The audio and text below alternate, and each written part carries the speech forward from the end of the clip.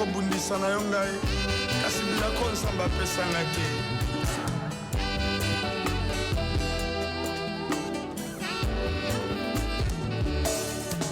ozali mokandanga naza mvelope yesu nazwi lokumu mpo kotaka ntina ngai soki bato batalinga bamonaka yesu na kati yatala lolengo valorize vi na nga bwe kasi nzambe ata olekisi nga banzela ebele na nsima mikolo pesi ngai esengo nakota ejipito lokola ebwele bakanga basinga kasi bandoto na nga te na nsima mikolo. Ce que tes parents supportaient, tes sœurs avant toi supportaient, de faire un mariage ordinairement. Non, non, non, non, non. Il y a que toi, non. Tu ne peux pas passer sur le même chemin que ça. Tu dois te révolutionner toute ta vie. Je ne serai pas comme mes frères. Ce qu'ils ont supporté. Le docteur Israël, il est 9e de sa famille, 7 filles et plus 2 garçons. Son père répondant au nom de Jean-Marie Bokela, ma maman, elle est encore vivante, elle s'appelle Paola Isambo, tandis que mon papa s'appelait Jean-Marie Bokela.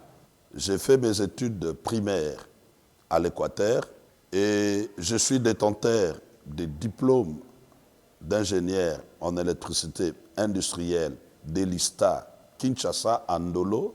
Je suis également aujourd'hui le vice-président du mouvement chrétien d'évangélisation mondiale Tambulukoki, également le vice-coordonnateur de l'association des fils spirituels de Tambulukoki dénommée Afistel. Je suis visionnaire et le président responsable de la structure d'encadrement des hommes de Dieu dénommée VIMO, en sigle, vie qui veut dire tout simplement vision, M, message, O et objectif. C'est juste une structure qui s'occupe des hommes de Dieu, l'encadrement des hommes de Dieu pour éviter les dérapages ecclésiastiques et pastoraux qui sévit aujourd'hui dans le monde évangélique. Je suis le président.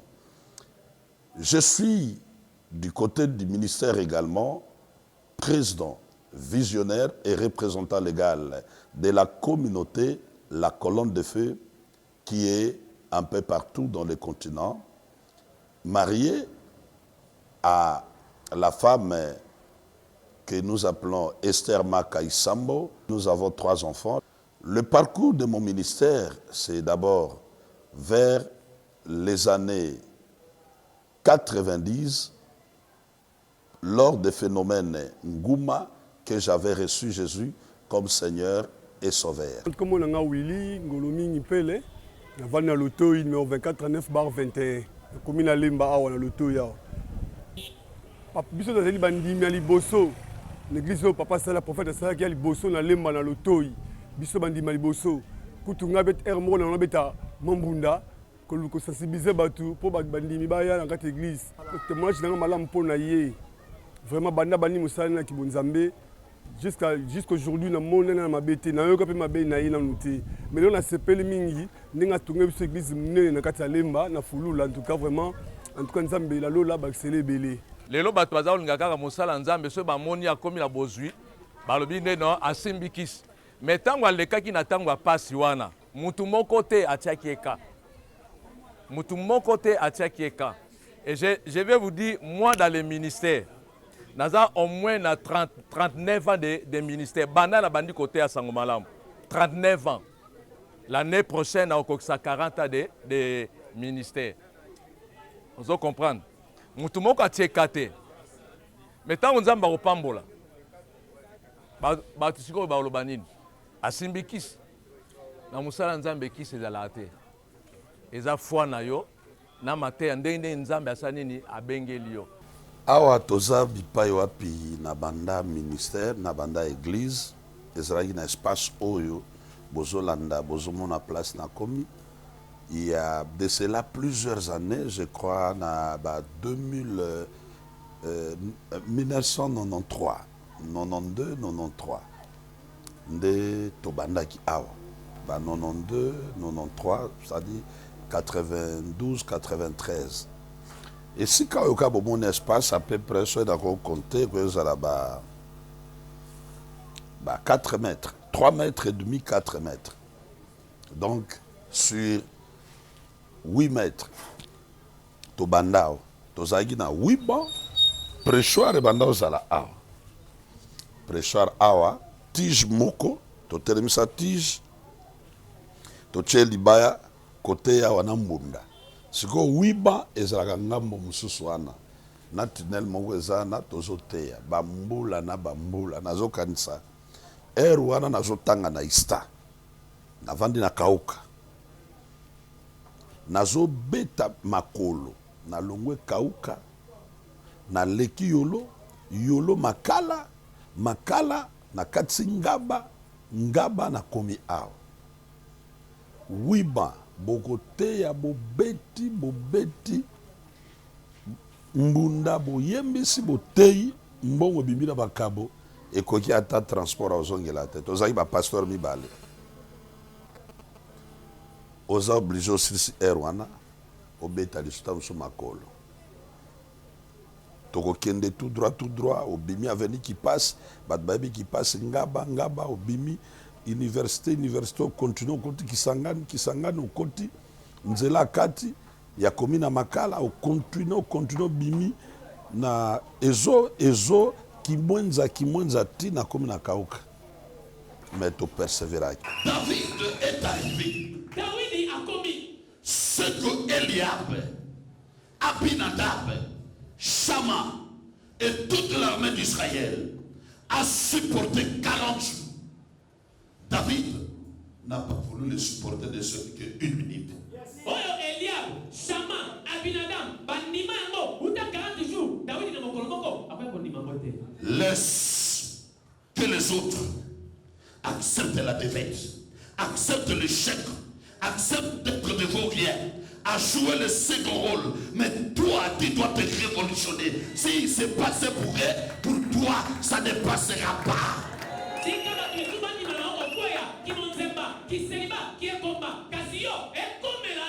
Laisse ce matin que tu aies l'essence du sang de l'ADN de David, les caractères de David, là où tout le monde, ta famille n'a pas reçu.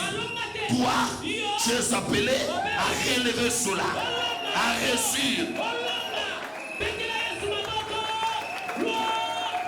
Ngaza ubenge diedone bazota mana Léon na musunani Jacques babandi eloko wana na miso na ngai na coin ya lotoi et pas ya mama nani mama Amado.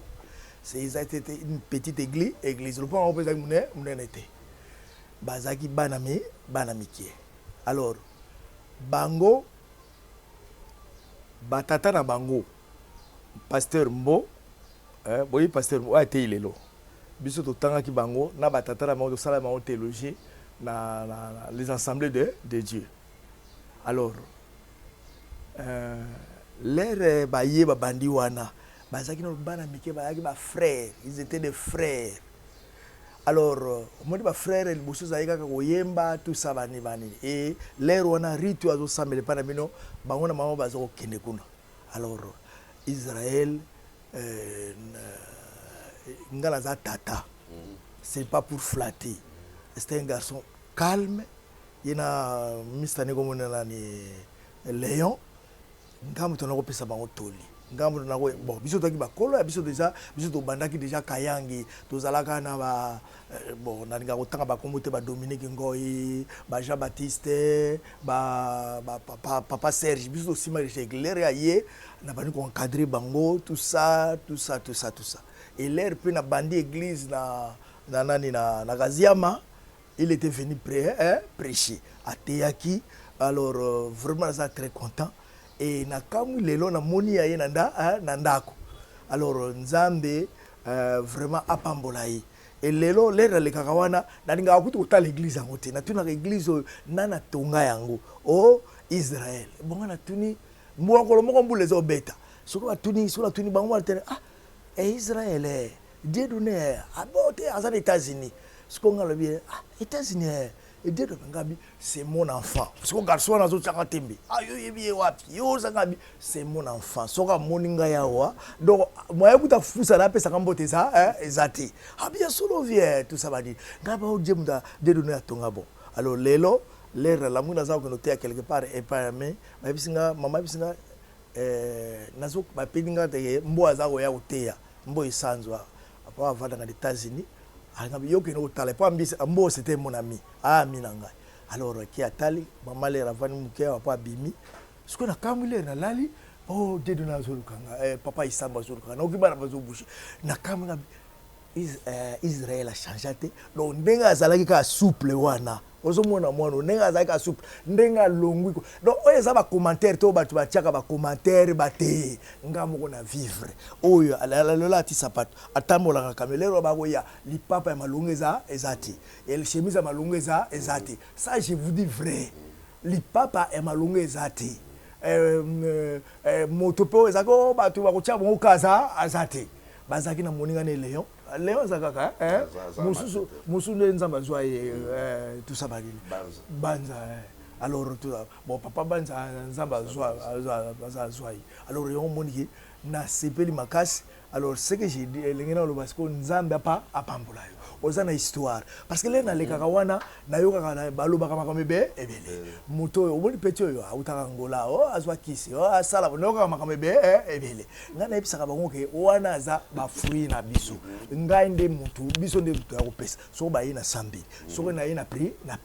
So ba biloko ezate mère la mi fufu ba balé. Ils étaient simples. Donc et bilo pe bozo exemple wana. Boza la simple, l'avenir est à l'autre, l'avenir est à lobby. Vous ne voyez pas Jésus, mais Bartimée croyait. Bartimée croyait.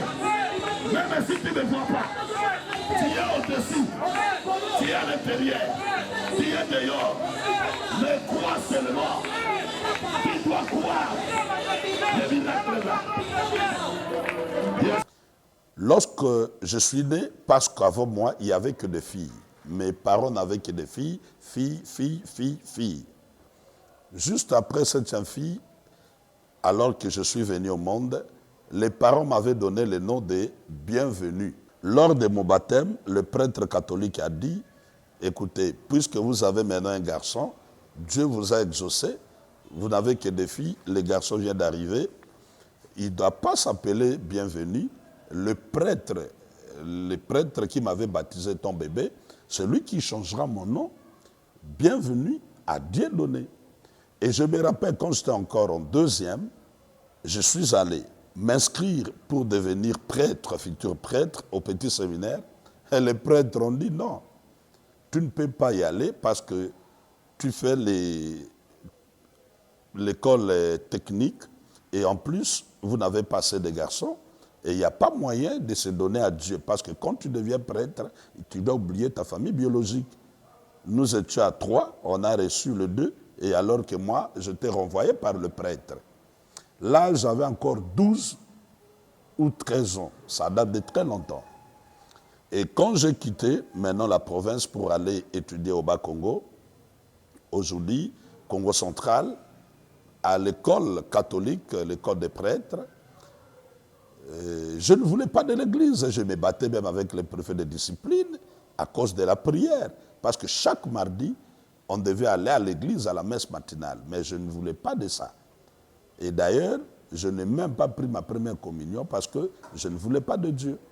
Et j'ai grandi comme ça. Je me rappelle d'un jour, je voulais même brûler la Bible parce qu'il y a un frère qui est venu nous prêcher, disant que la Bible est sacrée.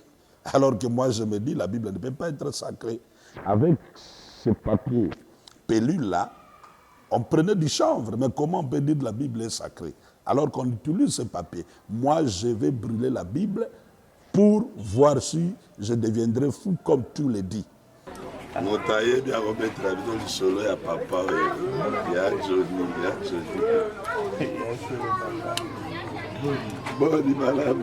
Namonié de le bas âge, n'a pas âge où jeune garçon ou quoi que ça de n'importe quoi, mais lui il s'est donné à la prière.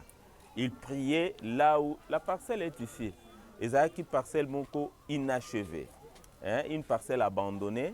Ils avaient aménagé l'espace, ndako ezanga batol, eza non clôturé, mais le jour batandi ba bon, ba prier, et la nuit batumsu bakei, lui il reste là, net permanence moko. Il y a Batupé Baza Mingité, il passe la nuit à la belle étoile, il prie jusqu'aux petites heures du matin. Pasteur Israël, avant d'en faire d'awa, voilà, awa bâtir l'église. Tout ça mène, puis tout ça mène, le mot tout ça mène. Le roi le pont est inachevé. Ce qui m'boule bêti. Pasteur Israël, qui m'y attend la boutou, aïe pour bêti la porte in daku, to fungoli à côté balali. Ce qui m'boule zate, à rola la neka ali banda. Et le remonka na yebi à quelques fois. J'avais un taxi bis, des fois na route au bout là, na yena zongi, mboule beti nga na okoti sa camion na lopango na garé, yena kati anda kwana inachevé mboule beti ti esika obomba nezate, aya koti na taxi bis nanga bombali. Alali na banti tongo. Na tongo bandi intercession, batubaya bandi côté ya na butu azawa na butu mo il prière. Ce qui kolamba, ngapna ndola mbelae. Nandola mbemi ngandoli ka tomsola minene wana ya mwamba wana la lambele kumo bana sema kumo ba Jackie ndeni ososo salela ka pasteur Israël osalela nga ngote ngalo oh pasteur Israël linga ngo mingi yango la lambela ka yango nandenge ayaka olongwa awa ake côté mususu. Il a dit si tu essaies de brûler la Bible, tu deviens fou. Alors je monte dans le dortoir pour aller récupérer mes aliments qui étaient dans ma malle. Je dis, je vais brûler la Bible. Étant tout jeune, ambitieux, alors quand je suis parti au dortoir pour récupérer mes aliments, je trouve les aliments disparus. Et à l'époque, c'était un signe de Dieu d'appel que je ne savais pas. Donc déjà bien avant, Dieu n'a pas voulu que je touche ma main à la Bible. Et plus tard, un ami avec qu'on a étudié à l'internat, et nous avions ensemble continué à l'ISTA, on se fréquentait, je partais chez eux, je dormais dans sa chambre, on mangeait ensemble. Son papa était là, mais il ne m'avait jamais parlé de Dieu. Et il ne m'avait jamais dit que son papa était pasteur. Curieusement, un dimanche, je passe par cet ami-là. D'ailleurs, moi, on était quand on mangeait. En famille, en groupe, tout le monde prie. Moi, j'ai commencé déjà à manger. Je dis, à vous prier ce Dieu-là, qu'est-ce qu'il va faire? Je me moquais des gens qui priaient. Bien qu'il y ait des familles catholiques et en mission catholique. Alors, l'ami là me dit, on doit aller prier. Moi, je dis, je n'aime pas la prière. D'ailleurs, je fuis la prière, je n'aime pas. Oh non, on ne va pas traîner. Il y avait un concert des Zaïko à l'esplanade des Palais du Peuple vers 14h-15h. Je suis passé pour récupérer l'ami. Il me dit, non, on doit d'abord entrer à l'église. Je dis, non, moi, je n'aime pas. Et c'est comme ça, il me dit, on ne traîne pas. L'église là, c'est où? Il dit, derrière notre pasteur. Je dis, comment? Est-ce que chez vous, il y a une église ici? Mais tu ne m'as jamais parlé. Il dit, non, venons, il y a l'église, les gens prient derrière. Et c'était sous les orangers. Lorsque nous sommes entrés, il y avait des bancs, nous sommes restés. Le moment de la parole, on invite les prédicateurs. Demandez qui est le prédicateur. Ce prédicateur, c'est son papa. Je dis, mais c'est pas mon prédicateur.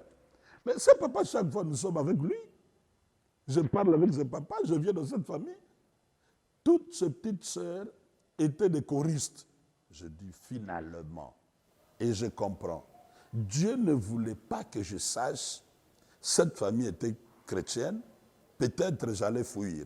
Mais ce jour-là, il m'a pris en embuscade. Et quand le papa prêchait, je n'oublierai jamais cette prédication. Il parlait sur la généalogie de Noé. Po bato ebele bayebaka te bamoni yo pasteur mutabakisi me ntango biso toni yo kwa mawa awa place tokomi nde place na banda église tobandaka nanu na salon tobandi na zando bayama ife oui cousine mama na bango oh yakada oh ya bebe mère bino ye mutabema biso tozosambela na zando tokutanaka mercredi vendredi tokokende epa na biso tane na biso bandosambela nde tobandi baveye awa na salon oyo après veye baye kobimisa biso kuna libanda na kasi bokomona place babimisa biso po tobanda nini ministère donc na bandaki awa. Et quand il commençait à parler de la généalogie de Noé, bien-aimé dans le Seigneur, je vous dis, je commençais à pleurer moi-même. Je pleurais. Les larmes sortaient soi-même. Les larmes sortaient de mes yeux. Les larmes coulaient jusqu'à la fin du culte. Moi, je ne faisais que pleurer. À un moment, j'ai quitté les bancs où j'étais assis. Je me suis jeté par terre, en train de pleurer. En train de pleurer. On m'a tout consolé. Je ne savais pas. Les larmes sortaient de soi-même. Et je regrettais mes péchés. Curieusement, le même jour, on me dira qu'il y a une retraite qui commence. De retour à la maison, nous ne sommes plus partis au concert des Aïko. De retour à la maison, tout le monde me voit timide, moi qui étais animateur à la famille. Et maintenant qu'on a servi à manger, parce qu'on était des garçons, des cousins, on habitait tous ensemble, on nous a servi à manger, il fallait faire la prière pour manger. Et quand on a demandé la prière, les gens étaient curieux. Moi aussi, je ferme les yeux. Et il commençait à se pointer, il ferme les yeux. Le soir, je dis, non, le même jour, non, je vais entrer en retraite aujourd'hui. Tout le monde, c'était comme une bombe. Pouf! Hein? Ça. Ça, reportage, sur ma place des oreilles. Le podium des oreilles, la place Matoyi d'Akoyo, des arabes podium. Podium des oreilles. Batou. Ça, depuis, il y avait. Toi, la retraite, depuis quand je dis depuis aujourd'hui, ça dit mon appel est un peu particulier. Le même jour, je reçois Jésus. Le matin, on annonce la retraite. Le même jour, j'entre en retraite. Je ne vais pas passer des jours. Et la retraite est 3 jours à sec. Nouveau converti entre dans un programme de retraite. Après la retraite, 3 jours après, je change de vie. Les gens trouvent que je suis un plein homme qui parle. À la maison, avant de dormir, je commence à prier. Et puisque l'année académique avait commencé, là, j'habitais Salongo. Je devais quitter maintenant Salongo pour habiter à Kaouka. Et à Kaouka, j'ai suivi également une sœur qui m'a invité dans l'église. J'ai dit, moi, je ne viens pas prier. J'ai commencé à draguer la sœur parce que j'avais un peu rechuté un peu. Je drague la sœur et elle me dit, non, si tu veux que tu sois avec moi, tu dois venir dans notre église. Et je suis allé.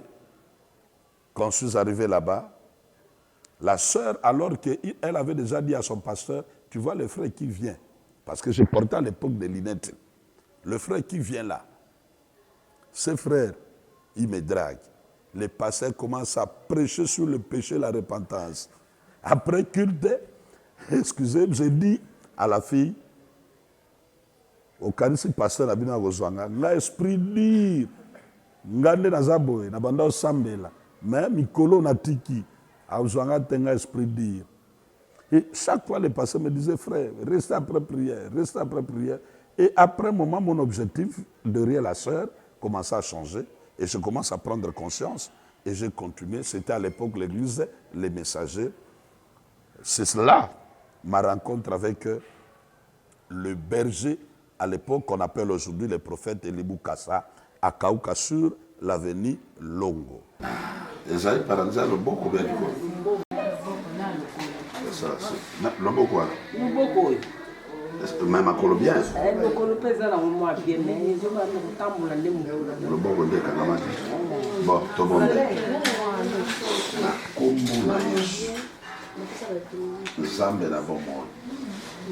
Na bebisi nyonso ya maladie ya paradis. Longwa kobanda mini chose.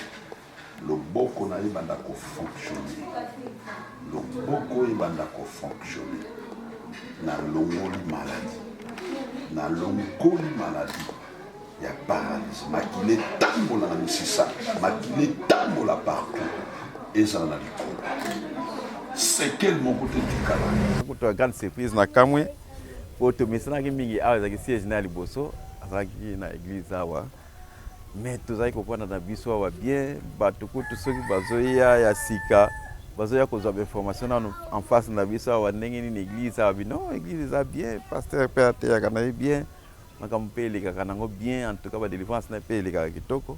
J'ai continué à servir le Seigneur, à servir Dieu jusqu'à ce qu'on m'enverra d'aller prêcher au marché.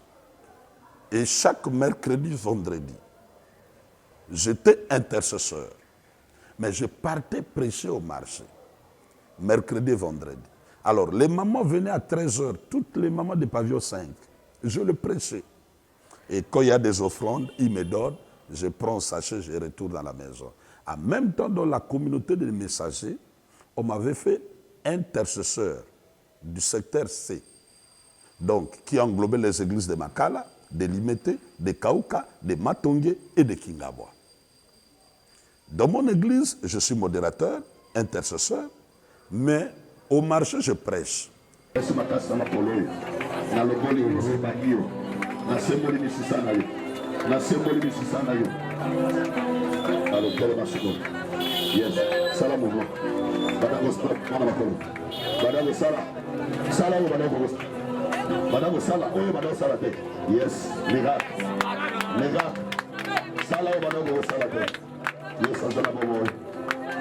Un jour, il y a une maman qui me dit, écoutez, ici, on est un peu, il y a beaucoup de brouhaha, on ne saura pas bien écouter la parole de Dieu. Pourquoi ne pas chercher un endroit à l'extérieur, à la cité où on va commencer à prier?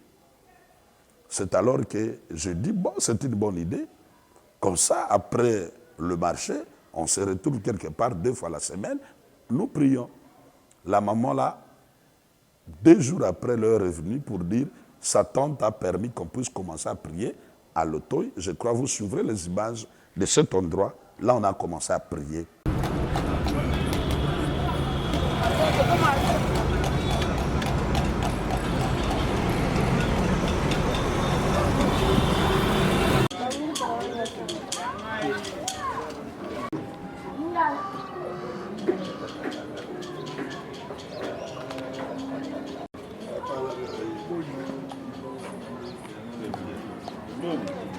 D'ailleurs, la quartier. Donc, dans le salle, c'est le partage du ministère de l'aide. La place n'a pas marché, on a battu le quartier. Waouh! Bonjour, papa. Bonjour, ça va? Ça va bien. Vous allez bien? Bambou le belé, bon. Ouais, t'es. À peu près combien Bambou, on a cher. Bambou le belé. On a qui s'en a 7 ans. Oui, parce que t'es bambou le belé. On a commencé à assembler des 7 ans. On a souvent raconté la Bible. Il n'est pas éco. Bambou le belé. Le pan de Tozari.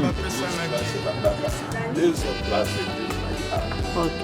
Dans le pan, vous allez continuer.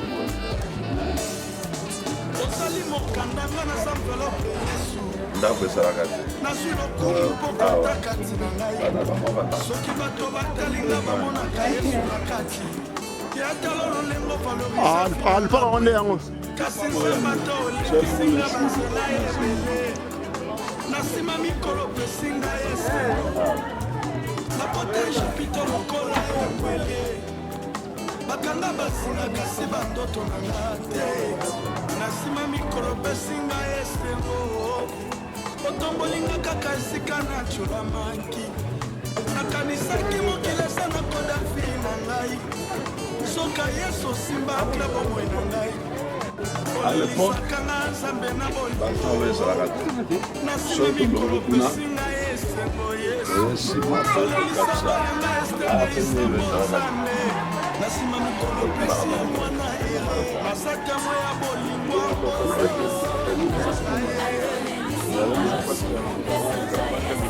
na bitumba la vi na ngai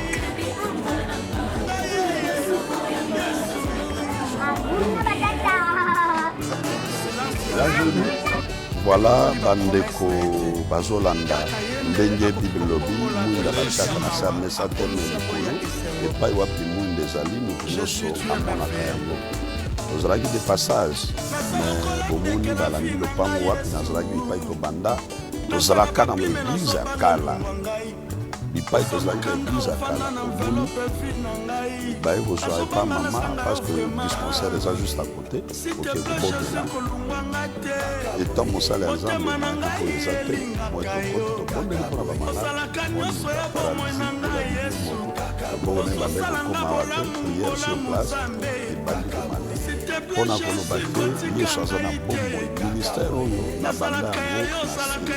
na banda yango bipai bomoni toleki me botala o nzambe azosala mpona koloba moto mpe vi na ye eza lokola semence kona soki oplante yango eza mbuma ekobimisa makasa ekobimisa nzete ekobota mpe bambuma mosusu mpe ekokomela bokomi kolia eza ministère eza parcours toute bénédiction qui n'a pas d'histoire n'est pas une bénédiction et héros nyonso a un parcours et une histoire. Patience, nzambe akomema yo bipai ya bongisa mpona yo. Joseph alotaka batekai akangama azela ndoto na ye kokisama. Nayebi mpe yo ozolanda ndoto na yo ezokokisama. Mosala ya nzambe mpe tozomona bipai nyonso ya leka epai oyo touti na tika yango il y a plus de 15 ans. Plus de 15 ans, bipai oyo bouti komona mais botala c'est comme si na ototika yango lelo. Donc na bimaki na tongo na zongi na poko. C'est parce que on avait gardé de très bonnes relations dans l'environnement, dans l'entourage, dans le batu oyo tokutaka bazo vivre place wana. Tika nzambe apambola biso.